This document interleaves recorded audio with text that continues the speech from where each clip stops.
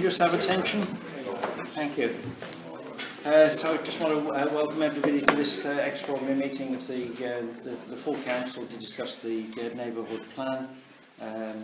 We've got an hour on this subject, and then the planning meeting, which will discuss two of the applications from the neighbourhood plan and a couple of other very significant ones. So there's a lot, and it's a bit confusing in terms of agenda because of these two meetings essentially having many of the same subjects in them. So let me start first one then with the neighbourhood plan meeting. And the first items are to receive apologies for absence.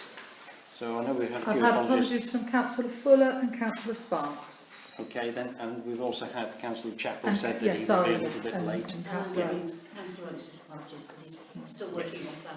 Yes, okay then. So is everybody happy to accept those apologies? Sure. Yes, okay. Right, declarations of interest. So just in the whole group of them there, but we'll start with myself. I have to declare that I'm a resident of St Christopher's Drive. I'm a resident of St Peter's Street. Okay. And most of the rest of us are residents of Anfield. Yeah. Okay, thank you. So the next item here is public participation. So I don't know, because with the two meetings you have a chance to speak now and you also have a chance again before the planning meeting at 7:30. So is there anybody who would like to speak now? If not, we'll continue, but you're quite welcome to. Right. Okay then, we'll carry on then. Consideration of requests from interested parties. Don't believe we've had any. Right. And then on to the neighbourhood plan then, and it's to receive an update on the neighbourhood plan following the public hearing that many of us attended on Tuesday last week. Peter, do you want to start the Yes, yeah. Okay, well I don't know, those of you there I'm sure understood that it was a debacle. Unfortunately we had barristers from Gladman's and Persimmon who, and ENC, and I must say ENC played a very big part in this, pulled the rug from under the neighbourhood plan quite considerably. We are waiting now for their legal assessments, which should be here on the 8th of November, but the neighbourhood plan is not as safe as it should be. And I have to tell you that this is down almost entirely to myself, because I only went back to 2015 and these barristers went down back to 1999 and 2009. I'm not a planner. I didn't understand that you could go back that far, because in business you only go for 4 or 5 years and you go on. So the neighbourhood plan looked good, sounded good, but unfortunately they did find it things in there, the technical things in there, legally the technical things in there were not up to standard, and therefore there is a big and quite a strong possibility that the neighbourhood plan will be rejected. And that's where we're at on that. We can move forward. In theory, we could actually have to move backwards through Red 14 again, but that's where we're at. Yeah. I was going to ask, did the inspector give any indication of when he was going to come back with his... He's going to do an interim report first, but that's after we've been able to read and digest what the legal arguments were from those two barristers. Right. And then we can then send in a letter or some sort of form of correspondence to deal with that part of it. Okay. However, from what I understood, and quite frankly a lot of it was very technical and went over everybody's heads apart from the barristers and the examiner, we might be in a situation where it's not going to go through. I would say Philip Rose and David Wilson are taking legal advice at this moment, and they will be challenging this as soon as we get the correspondence from the two barristers that are there. Sorry to Sorry. like, Go on. can I just Keep clarify going. timings then? So 9th we'll get the legal Eighth. advice. 8th, Yes. sorry. Yeah. Then we have 2 weeks. Then we have later. 2 weeks Yeah, to respond to that. that's right. And then the examiner will give his initial thoughts after that. An interim report, yes. So that's, Yeah. Not his final report, an interim report. so you're probably talking middle of December. Yeah, yeah. But I mean, overall, I would say that I think his recommendations will either be to A, halt the neighbourhood plan, or that we should go back to Reg 14 and start again.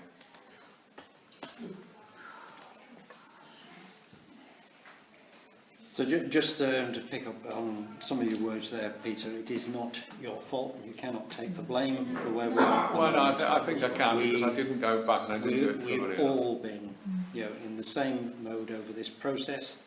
I was just going back through the ACOM advice and assessment to it, and the first thing they say in their advice is make sure that you have liability insurance before you start a neighbourhood plan. And it's just an example of the legal loopholes that we were being put through. And the situation on Tuesday was there was more interest in what went on in 2015 than what is best for Oundle in terms of location of houses. So the legality is now a discussion purely about whether we should have gone back to Regulation 14 when we reviewed the sites. And our advice that we were given at that time by ENC and everybody else was that we did not need to go back to Regulation 14.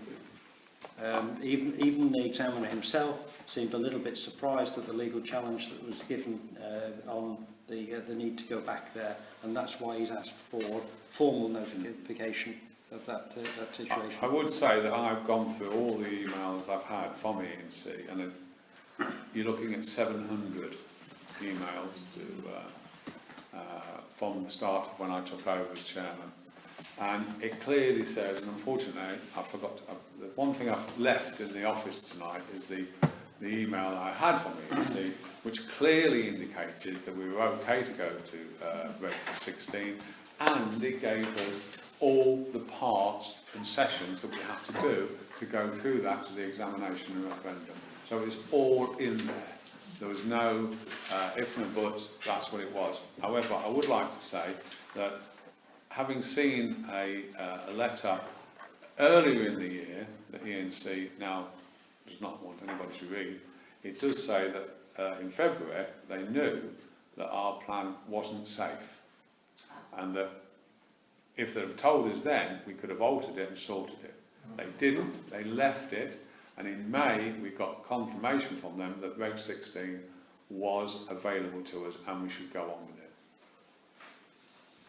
So we've got some things about the technicalities of a legal case with ENC, but at the moment it's a discussion about the neighbourhood plan and what we do with the neighbourhood plan.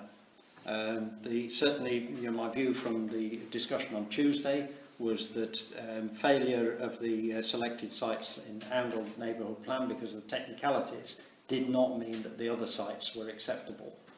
And yet that seems to be the inferred case. The other bit that was very strongly brought out there was about the RNOT situation, and it was very clear, and Richard Palmer stated it himself, that document only said that the site in Cotterstock Road was a possible development site. It did not say that it was a mandatory site, and that's how we've treated it in the neighbourhood plan. So in that case, it is it's sound. The other thing was about sustainability of sites, and to my mind, that doesn't mean that the site has to be developed. So in our sustainability report, if we only had 2 pieces of land in Oundle that were capable of developing the houses that we need, then that's where they would go. But because we've got 4 pieces of land which are capable of development, our task is to choose the most sensible piece of land. And the document that's circulated you is the one that went with the Oundle Town Council submission, and it's our assessment using East Northants criteria of the 4 sites. And it doesn't show lightly that our choice of sites was correct. It shows extremely strongly that our choice of sites were the correct ones. And Can I the just last go one, back? Sorry, go on. let me just say the major errors in the development of the E&C local plan, that we know that their plan initially had that absolutely corker of an error in it, where they encompassed Prince William School with the Herne Road estate, and then said they were going to discount that piece of land because they had a school built on it. And for that reason, they didn't carry out any transport assessments of the alternatives that they wanted to consider. So the point that the examiner challenged me on, which was the transport assessment, they haven't carried it out. So, I think we've got, morally we're in the right place. The only problem is that legally we're in a dreadful place. Can I? Peter, sorry. Yeah, sorry. Right, now I've actually now gone through again the essays from the Arundel Neighbourhood Plan, and I've gone through the essays, the draft essays from the local plan. And the same mistakes are in their plan as are in our plan. So if they're going to challenge, or if Gladman's and Persimmon are going to challenge our plan, then we have, not necessarily us, but the developers of the other sides have a legal challenge against the local plan, because they're on basically the same wicket. I mean, if you look at the DLP report in full, and it really is very tiresome reading, they're basically almost copied our essays anyway. They just sort of rejigged it to make it a local plan. So, there is a lot in there that is the same as ours, and there is a lot in there that's at fault. So we have a way of stopping the local plan to get the neighbourhood plan back and in before they do. It's just a matter of what the council now want to do going forward as to whether we want to carry on with the North Neighbourhood Plan. We could, and this is another suggestion from the examination meeting, which I don't believe is what Arundel wants, we could drop all our housing sites completely, except the local plan 3 sites, and then guarantee we get all the greenfields, the cycleways and the walkways into Arundel, because that's part and parcel of the local plan. So you have that decision to make, whether we continue with the neighbourhood plan, and unfortunately I have got the costs here, which are not encouraging, or we just fight as much as we can. I agree with Val when she said to me on the day of the examination that one thing we should definitely do is go for a judicial review on the Gladman and the Persimmon sites, because I think that has to be done now. We have to stop those sites by any means we can, and what we've got to do is make it that they eventually become to a point where they're just not profitable for them to do. And if we keep fighting on that, if we keep complaining to the local plan, the other thing we have to do as well is if the local plan goes forward, then we're not going to be just objecting on the Arundel site.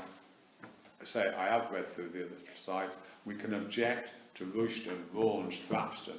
We can actually bring this local plan down, but it will take a lot of time and a lot of reading, and we will have to be dedicated on it until we get to that point where we can object and be thoroughly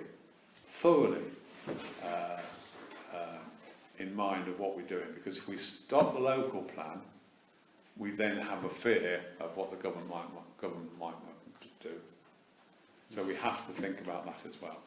So you have the 3 options. We go back to 14, we wait and see if we can stop Gladman's and Persimmon, because I think they're the 2 sites that we really don't want. I think if we went to judicial review, we'd probably win, but again, that's money, not so much as going back to 14, but it is money. And then we have the possibility then of other sites coming up onto the market, which we can't do anything about.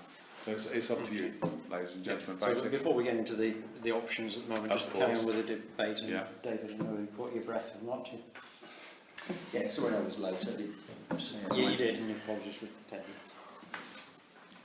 I actually think the cost of taking this to judicial review will far outstrip what we've already spent on the neighbourhood plan, let alone any further spending we might have. It will be extraordinarily expensive, because they always are. And we're up against developers for whom there are huge amounts of money at stake. So that will not be a straightforward thing to do in terms of the cost of it. It may very well be that we've got an excellent case to do it with, but it won't be straightforward. And of course we sit in a situation where there are planning applications in on those two sites which are going to be determined pretty rapidly. Indeed, we have a meeting following on from this one, at which we will be looking at some revised documentation that's come in relation to both of those applications, both of which are going to be determined before this year is out. And of course the reality is that were they granted planning permission, absent a challenge by judicial review, our neighbourhood plan as it currently is dead in the water. Because we've got those two sites done. Now, it's a thoroughly depressing position. It's easy to see what the problem is, seeing what the solution is, or perhaps put a different way, seeing what a solution that this council, and more particularly this town, can afford, is actually the key. Yes. And I'm not sure I've got the answer to that as yet. I'm not even sure there is an answer to it.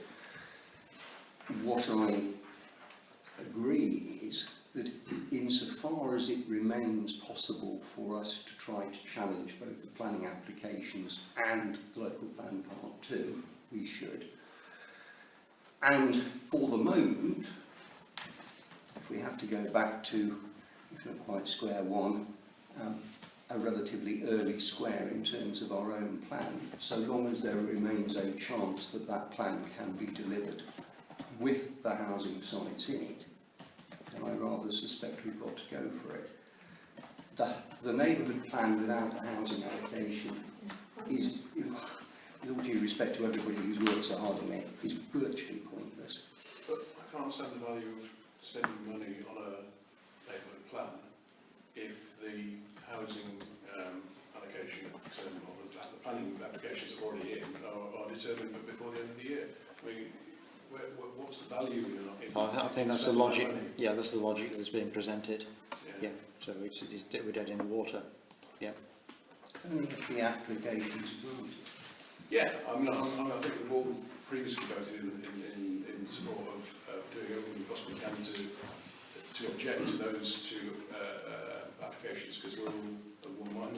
Certainly, last time we voted, we're all of one mind that that's not what is best for Amble. Yeah. But if they do go the way that we don't want them to go in the next few weeks, I would have thought that then means a decision about whether there's any further steps we can make in order to challenge that decision. But I mean, that it would be better saving any funds that we have to fight those individual planning applications, in my view, rather than trying to push ahead with a neighbourhood plan that will ultimately not actually deliver anything if those planning applications are approved. Yeah, certainly I believe that. Does anybody else want to come in at this point? Yes, There is one small thing, and that's that the public spaces that are involved in several of the plans yes. are not there in the two plans that we're being forced into accepting. No. So we would lose the extra cemetery space, etc. No, I think the No, cemetery space is safe. Right. Yes, and because we are supporting that site and what those people want to do on that site. So that is safe. That's safe, right. Yeah. The only other piece of public space that we're particularly sensitive about is Fletton Field, and that will come up in David's meeting at 7:30. Yeah. You know, so the three sites that we are concerned about, you know, are in that next meeting. But certainly, you know, support. And the Herne Road site included. Well, the issue will be, you know, just in terms of a one way forward at the moment is very much as Jerry was suggesting there, is that we put all our efforts into an all-out defence of the town against the two or three developers that we don't favour. You know, so you know, we're saying that we've been through our review. We believe that we went through everything in the way that we were told to do. and we came up with what we believe are the best locations for Oundle for good sound reasons. Therefore, use our energy, and if it does mean a small amount of financial support, use that to protect the town against the developers that have expressed an interest at the moment. And we can almost, as a separate issue, decide what we want to do with the neighbourhood plan. But certainly, with the general thought there, most of the neighbourhood plan will come through naturally. The cycleways, and as we know, the house thing that we're doing in the town centre, I'm only left with Flattened Field, which was quite loose, unfortunately, in the neighbourhood plan anyway. Most of the green space in the neighbourhood plan is Oundle School land, and they're not going to build on it anyway. Yeah, sorry. Yeah, I mean, you see, I would say that we have to fight the two sides. I don't know the cost of judicial reviews, David, so you're more of an expert on that than I am. However, I think one of the things we can do is to put the fighters on and just say, look, we are looking to, write back to ENC and say, look, we are looking to maybe do a judicial review on Gladman's and some site. We don't have to move it forward, but that would actually give the threatening situation there. Also, I believe that if we talk to the ENC members, the councillors, and show just how much we are against these two sides, I think that would really, really help. And I think we have to lobby everybody there to do it. We do have some councillors on the ENC that are behind us, and so I think we can rely on those. But we need to sort of really make a very, very good case against the Persimmon and the Gladman side. And so that must be done, and I totally agree. We must fight those two sides tooth and nail. Whether we go forward with the neighbourhood plan or not is a different situation. So the other thing I would actually say is that we can't really do anything about that until we've seen this legal argument that they've sent, or will be sending up on the 8th of November. Then we have to read through that and, if necessary, get some legal advice ourselves. Yeah.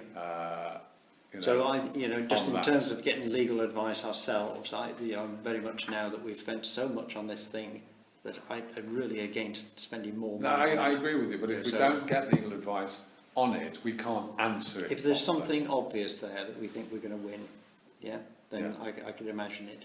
I'm just saying we need the advice. Yeah. So look, just to put a bit of shape to the next maybe 20 minutes. I think we've got now a quotation. If we're to carry on, if the neighbourhood plan had to go back to regulation 14, as the examiner said, we have a document that Emma would like to circulate. And so you have to semi-apologise for this. It only came in an hour ago, but this is the consultant's estimate of what it would cost. And before you read it, I'll tell you it's 25 to 35,000 pounds. Oh yeah, so there is absolutely no way that we're going back into that sort of. Oh, sorry, I have to remember I'm in a democracy here. I personally think there's no way that we could go into that sort of spend, and especially with the probability of winning. So you've got a few minutes just to flick through the sort of things that he believes, but he said that if the guy insists on going back to regulation 14, it's essentially doing all the documents again. Have you got a breakdown of it? On the back page. Oh, right, because I've got the breakdown. Yeah. Okay, discuss. So this would be to go to restart the housing allocations and everything. Back to reg 14. And therefore all the work that the legal discussions are about. Yes, exactly. 2015 would then be replaced. Yes. We'd go back to 200. We'd go back to 209, which was the main stumbling block on the examiners. The 1999 could be not that useful, but the 2009 report is the one that they held most of their legal argument on. And do we know how long this could take? Yes, he's got an estimate of time on there. It goes through to the end of 2020. How much time they could be moving? Yeah. We're looking at a fair time. So this is, this is back into my thoughts about the likelihood of success with it. That on that timing, that we will be, one of the colliding forces that is around us would have hit there before that happens. So I think for starters, unless anybody else has got a contrary view, that proposal there, we appreciate the detail that's gone into it, but it's not for us. Discuss.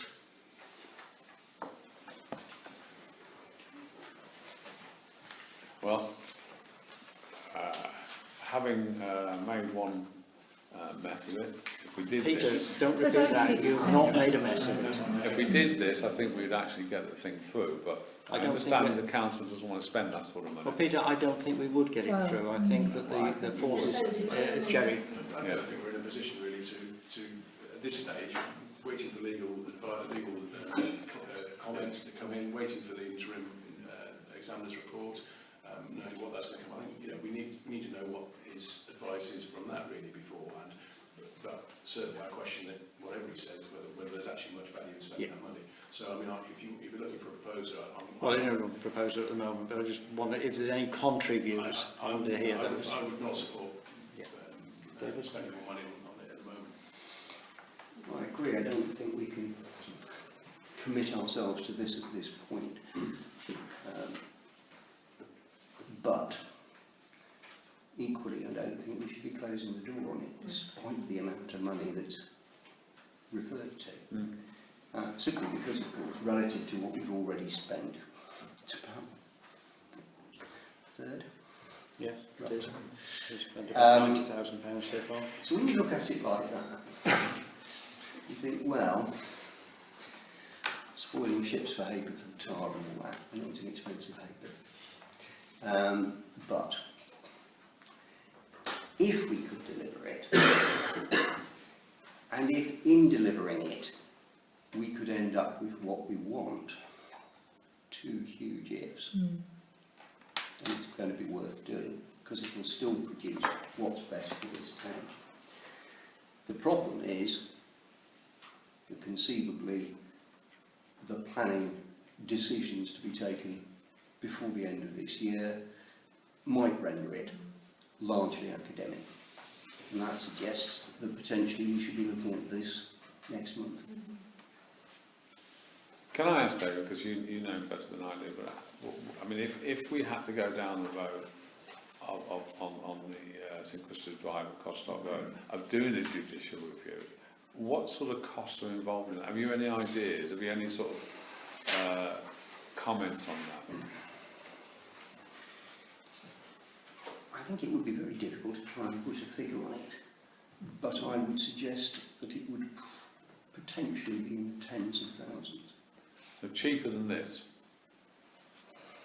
I'm not even sure of that, because you're talking about considerable kind of technical requirements. Therefore, it's not just going to the high street solicitor. No, I appreciate that. that. High street solicitors, but this is something slightly different. So it would be an expensive exercise. There is time limits. So if we were going to go down this route, we would have to get on with it. That almost certainly means that if there was one decision that we might want to be thinking about taking at this early stage, it is whether we pay for a consultation with our own solicitors about this issue. Once that decision is known, and as soon as it is known, in order to find out from them, A, could they themselves do it? B, if they were doing it, what kind of costs estimate could they give us? Effectively, the first point will be a preliminary opinion, I should think, from Specialist Planning Council. If that's positive, well, okay, that might want to make us commit to going on. Of course, were it not to be positive, that would no doubt be the end of it. I will say to you, sorry, I would say to you that I know that Philip Rose's people are already talking to barristers down in London who are experts in planning on that. I don't know what their sort of comments are. She was there but the lady that was at the examination, she was there yesterday, talked to people about the Philip Road situation. So I know that's happening, but I don't know what the outcome is yet. Okay. But I mean, we'll have that hopefully by the 8th of November. Terry? Well, when somebody writes and says between 25 and 35, you can bet your bottom dollar it'll be 35, and I don't think it'll be 35. I don't think we could be well spending a lot more than that. We're going into the unknown. Now, unless my memory serves me incorrectly, when we had a look at our finances for something that popped up 6 weeks ago, we haven't got 25 floating around to spend, never mind anything else. Yep. And at the end of the day, this is taxpayers' money. So if the good people of Andal were quite happy for us to spend an unknown sum, as far as I'm concerned, which they will pay for in their precept, fine.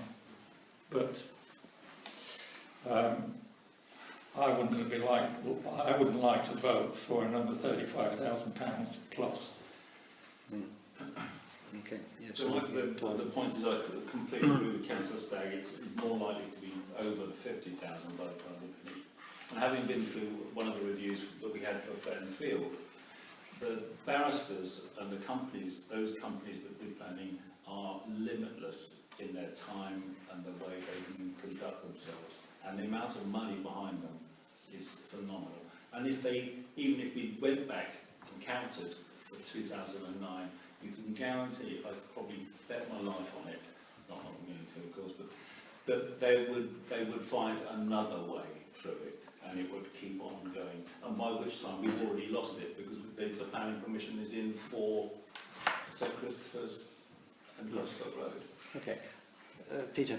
In that case then, should we say, subject to the legal review and subject to possibly having a chat with the solicitors, that we may form a group to defend St Christopher's Drive and Grosstock Road? Well, I think that what we can talk about in two separate things is, first one, take that time gap that we've got until the legal thing and say that we don't need to make this decision until that point. Although the views have been expressed quite clearly about the fear of this, and I'm certainly with Clive and Terry that when he says 25 to 35, it's more likely to be 50. So take that till next. We've got the we've got the legal opinion back, so we've got about a month to think about that. Well, no, there's no harm in talking to our solicitors at the moment about those other options, and what I would say is a very difficult one is, if we wanted to go for judicial review, what is it we'd actually be challenging in the judicial review that would actually come back with anything useful for us? Well, I mean, if we look at Ian's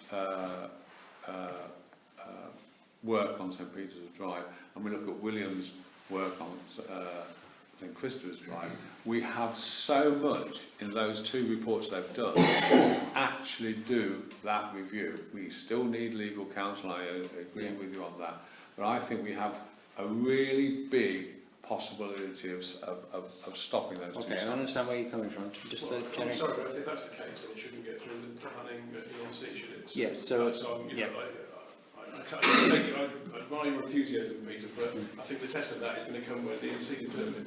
I think the problem is that ENC want these sites. Oh, we know that bit, That's Peter. But what I'm feeling of, and I think Jerry's coming down here, is that there are other ways of protecting these two sites other than a judicial review. No, what I'm saying Jerry, is we start fighting for it. We don't have to do a judicial review now. It doesn't matter what any individual wants. It's a legal process. So there are legal arguments which we can put, and they should be equally strong in the ENC planning committee as they would individual review. That's the point I was trying to make. But we still need to get legal advice. Well, we can certainly we can take the legal advice, but what I think is that we've got there's two parallel actions going on here, in my mind. I think I was trying to avoid the word attack, but the attack of the local plan in respect to these two sites is where we can be putting a lot of our effort now, with or without any legal, because we know exactly what the issues are. We know that those sites were assessed incorrectly. the documentation shows it. The local plan would not stand the examination that we went through last week, because it's got more faults than we had in our plan. So we need to very, very carefully think about how we're going to take those arguments forward. The only problem we have with that is that we only have 3-minute slots. Well, this is what we've got to change, because I think just now using the next 10 minutes as, about how now we go into the discussion with the NC on their plan. So we've got some technicalities that we want to take up with them. One of them is the minuted item that I put in front of you all, and that was the way they twisted the minutes of that meeting in July. So the meeting in July, and I'll read it out to the guys in the public. What was actually said, the proposal that was being voted on, was that the proposed housing site allocations for Oundle, as set out in the policies EN 24 to 27 of the draft East Northamptonshire local plan, be deferred until the outcome of the examination of the Oundle neighbourhood plan is known. What they actually put in the minutes of that meeting were quite different. They said that endorsement of the proposed housing site allocation for Oundle, as set out in the policies of the draft local plan, and consideration of the officers' responses to the representation as set out and the report be deferred until the outcome. But because of the way they punctuated it, the whole thing reads wrong. And Richard Palmer did stand up in front of the examiner, and he read out the first part of the first bullet point. He read out that they had endorsed the proposed housing sites. So just in terms of our approach to ENC, this is the beginning of the sort of thing that I believe that we should be doing. David, you're moaned before about the way ENC have handled this and said that we should be giving consideration to going to the local government ombudsman. I cannot think of anything more serious than, in effect, deliberately, apparently misleading the examination. Because if that was not what was voted upon, and yet they produce a minute that suggests it was, that is clearly wholly wrong. And I think we should challenge that immediately, and I think we should make it clear to ENC that in the absence of whatever steps are necessary to A, re-record what was actually voted on, and B, make it clear to all parties that that's what was voted on, we would immediately make a complaint, formal complaint to local government ombudsman. It could be that that will cause ENC to pause. They generally hate the thought of a reference to the ombudsman. And of course the ombudsman might take a fairly serious view of it himself or herself. So I think that that's one obvious thing that we can do. Of itself, that doesn't necessarily stop the process going forward. There'll be other things we need to do, but it's the most obvious thing to do quickly. And I would suggest that the one thing, if there's only one motion that comes out of tonight, it should be that that is the route that we start to go down. okay. That's fine. I'll second that. Yeah, Okay. I definitely. So just to move on this very quickly then, could we just take a vote on that? Did you want to do that in the next item on the agenda? Because we're still in the updates. We're still on the updates. So if you yes. move into the next Okay, I'll one, just hold that's it. where you can do Yeah, it. I'll hold it for 5 more minutes then. Okay. Terry. In the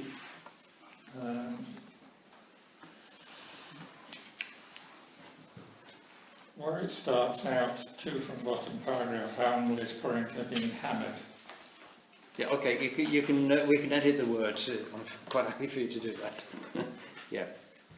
Well, sorry, shall I go on with you? Yes, you can. Okay, so it says sensitive to the apparent irrelevant manipulation. Well, it's not irrelevant, it's very relevant. Yeah. Okay. So yeah, we need to draft that letter better. Can we get David can I suggest end we get David to draft a letter? Yeah, I'm sorry I didn't manage to do it before No, it's tonight, fine. because I did see a draft of this. Yeah. just didn't have the time to respond. If we can yes, get I'd be that happy to. as soon work with as the Mayor on possible. that. Yes. And there were names in the earlier draft of it. I've taken the names out and referred to ENC officers. Okay. So we'll take a vote on that in a few minutes then. Okay, fine. So down the same avenue that we're talking about there then, in terms of the sort of clear legalities, the document that I really wanted to be used in at the second meeting, in David's meeting, is that score chart that William Leo helped us a lot with.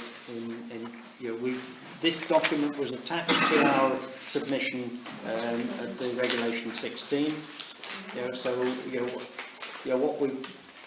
What we've got in there, and if we go into the local plan, we can pull out of the local plan clear errors in the way the sites were assessed. So the error with Herne Road was taken out of the first draft, and then they invented new errors. So the new one was that Philip Rose hadn't put in any planning applications. So they scored him, which was not true. They scored him a -5 for not doing the planning applications and a few other things. So, what I would like to do is to take the strongest points out of here, because not all of the points are that strong, but take the strongest points and again say that it's been a misuse of a misuse of something. They were not unbiased in their report. Okay. I think that was a bit stronger than that. They were biased, didn't they? Oh, they were definitely biased, yeah. They manipulated The scores. the facts. Yeah, they did. Yeah, no, I think again with Julian's piece of land there, they invented historic issues on the sites that Historic England and everybody else declared were not there. But they summarily discounted Julian's site and Philip Rose's site, because of things that were not correct. And then they did not, therefore, carry out the full analysis that they should have. So in terms of the transport study, to my mind, the transport study was quite a simple analysis, that a site that sits on an A road with 2 buses going past it in every hour in each direction has to be far better than a site that's over a kilometre down a single track road in terms of access. But they didn't carry out a transport assessment because they discounted the sites before we got there. So I think that we can start putting together other elements of the argument along those lines there. And one thing, Peter, I time and time again come up with is we do not want the local plan to fail. We want the local plan to go through, and therefore, all our arguments to ENC are about how to make the most robust local plan. That we've got to keep going. That we're saying you are putting the local plan at risk because you're leaving yourself open to this bad analysis. The problem, you see, unfortunately, I have a totally different view as far as I'm concerned. I'd like to see the local plan waylaid until the new authority comes in. Because I think that would help us tremendously. However, I understand where you're coming from. I personally think the local plan is so full of mistakes, and not just in Oundle, there are mistakes in the other towns as well, that if this local plan had the same examination and legal process brought against it, which I don't think it will, because unfortunately we haven't got the money to do that, it would fail. There was no doubt about it. This local plan as it stands now would fail. It would not get through examination. What we've got to do, because obviously when this plan goes to consultation again, because it's got to go through a consultation again, I actually think we can't just say about Oundle, we must make a case for the whole of the local plan area against it, so that we can really pull them to pieces on it. I know it's not very nice.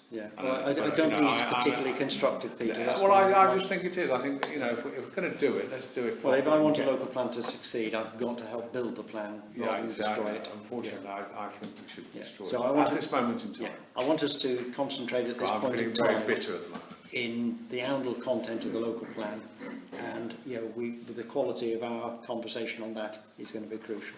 I just don't think you can separate Arundel from the rest of the plan. So I'd like to move this meeting then into the next part of it then, is to talk about what we're going to do next, to consider the next steps required to the plan and to approve any further funding.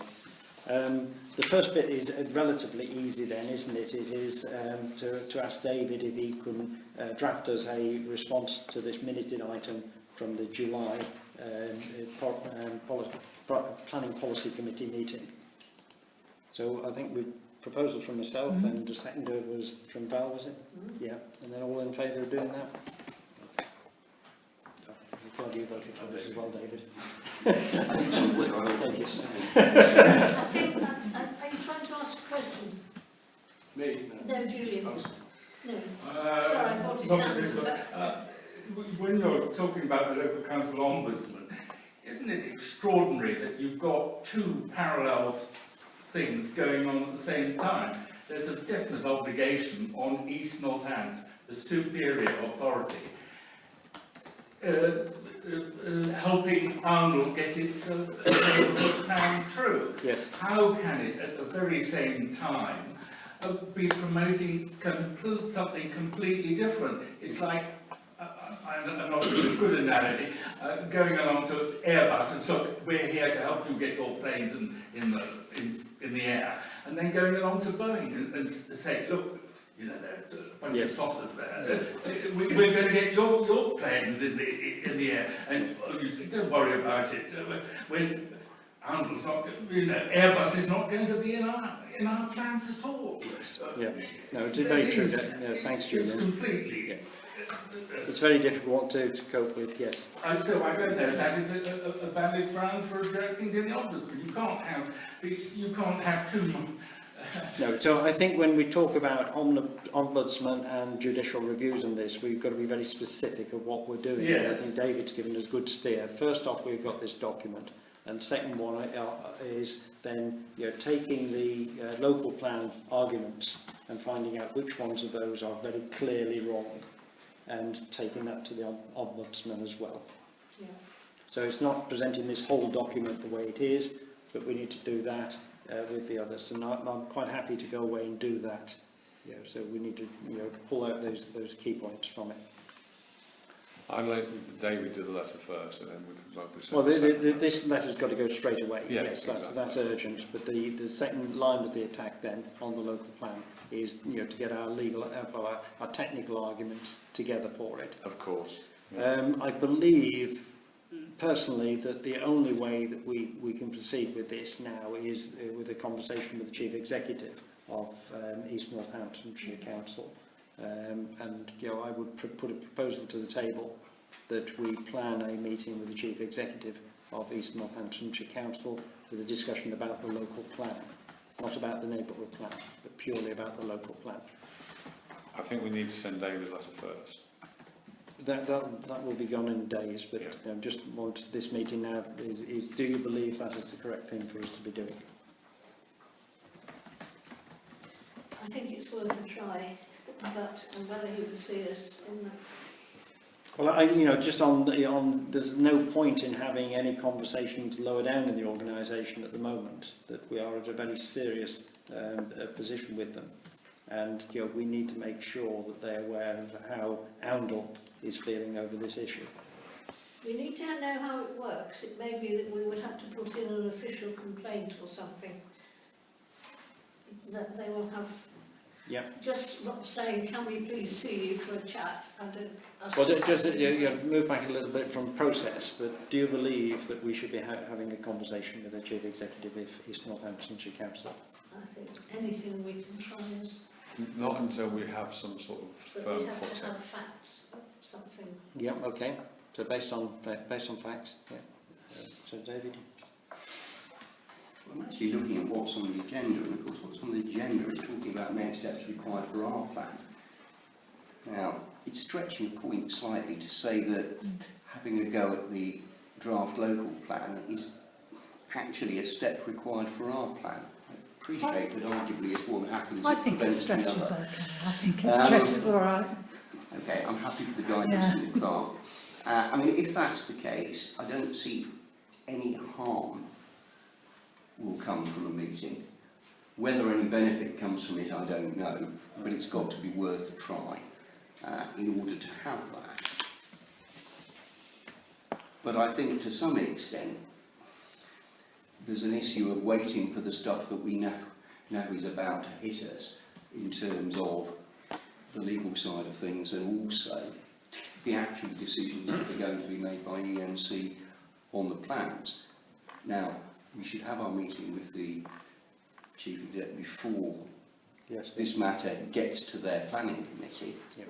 Undoubtedly, it's a question of waiting for that. However, once that has happened, if the decision of ENC is to grant the planning permission, that's the point at which we start thinking in terms of going to discuss whether that can be challenged of itself with our own lawyers. There's no point in having a conversation with them until we know that that is the situation. But as soon as it is, if it is, we probably ought to mandate that we can then meet with them. Okay, that seems to be the outline of a plan. Clive? Yeah, no, I agree completely. Just there is some moral leverage in this as well, because they, ENC, are accountable to Amble, to the taxpayers of Amble. They are meant to be, as Julian said, they are meant to be on our side. We are all working together with public money, and this is something we can use. If we go to the Chief Executive, then we can use that as a moral lever in that argument. Yeah, sorry, Tony. What's the agenda going to be? The tone of it? Is it your plan's rubbish and we're going to fight you tooth and nail? Or is it we believe in it in general and we'd like to help you get through it, but you help us? I think a slight twist on your words there. Certainly, you've heard me say more than once that I believe very strongly that we need a local plan for East Northamptonshire. So in terms of we believe it in general, we believe we need a local plan. And the best way of getting a local plan that's robust is one that's built on sound foundations. And the current plan is not built on sound foundations, and we can explain to him what we've seen in the documents that have been presented to us so far. The approach has to be that we fear that their local plan will fail. Yes. And that what we want to do now is work with them to try to ensure that there is a local plan that doesn't fail. Happy with that. Now, whether you'll think that it's appropriate to listen to us or whether you'll think we're just being a pesky nuisance is another matter. But again, if you don't try it, we won't know. So do we need to resolve a resolution on that one? Okay, so we've got do you get a proposal yourself? Well, I've got two that I'll just try to amalgamate into one.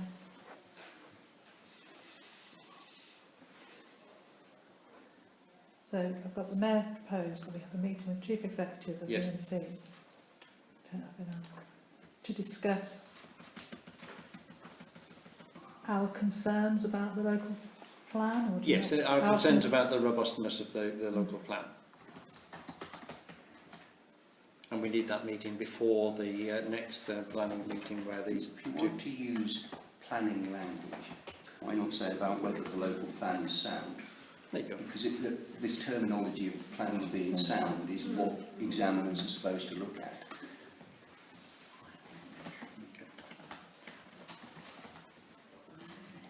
So you propose that? Are you happy to second that? Second word, Councillor Stagg. All those in favour? So we've got that. No, I'm against it. You're against it. Do you want to vote against it? Yes. Okay, one against. All right. Now the other thing that's on my agenda is whether or not we wrote to the examiner. And this is much more sensitive, not just in terms of whether we do or not write to him, but in terms of the content of what we write. Personally, I would have written to him on Wednesday or even Tuesday afternoon last week, to put him straight on some of the things that we're aware of. But I am concerned that whatever we write, could end up emotive rather than factual. So I'm quite happy for a couple of minutes discussion on that, being very well aware of the time. And we have one other agenda item that needs a few minutes, just a quick vote. Did my email to Emma go? Email I sent in regards to sending a note down about the... Can't hear, sorry. Sorry, I sent an email to Emma about the Gladman and the Persimmon site saying if the Gladden and Persimmon sites were in our Right, neighbourhood plan, would those barristers have brought up the same legal arguments against the plan? Yeah. So I personally wouldn't have sent that letter. Well, I haven't sent it. Yeah, because okay, it but we wasn't- had a discussion it here wasn't on what we full sent. written. Yeah, David. I don't think we should be writing to the examiner No. at this stage. Okay. I would If advise ever. against it. I can't see that anything will be gained from it apart from perhaps venting off a little bit, Yeah. which is never always necessarily a good idea, and I worry about whether or not it might prejudice any subsequent steps we might take. I just can't see where it would get us. Yeah, Any how other- he's acted throughout, leading up to it, was very much, he would only write to me, he didn't want other people No, copying in, he would tell us what he wanted us to do and vice versa, so Yeah, I no, wouldn't, I'd advise against it. Unless anybody else has got anything to the contrary on that one, I think it's the wise decision. It's very good for me to write letters and then put them in the bin the following day. Emotionally, I would love to write to you. Yeah. It's several pages long. Yeah. So I don't think he would accept it. Okay, so I think we've got enough shape and direction to keep us going for a week. Not too much more. Unless there's anybody else got anything he wants to raise on the neighbourhood plan, as opposed to the two sites we're going to talk about in 10 minutes. I would like to encourage members of the public who we infrequently see at meetings other than the neighbourhood plan to contact us and tell us what they think.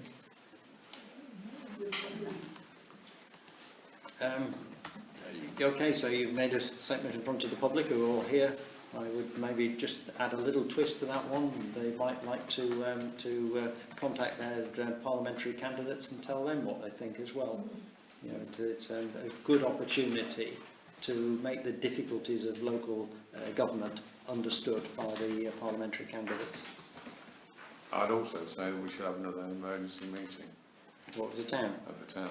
Well, I think we should be thinking about one, but we haven't got enough at the moment to tell the town, and it's almost the case of anything we prepare at the moment will be out of date by the time we get the people together.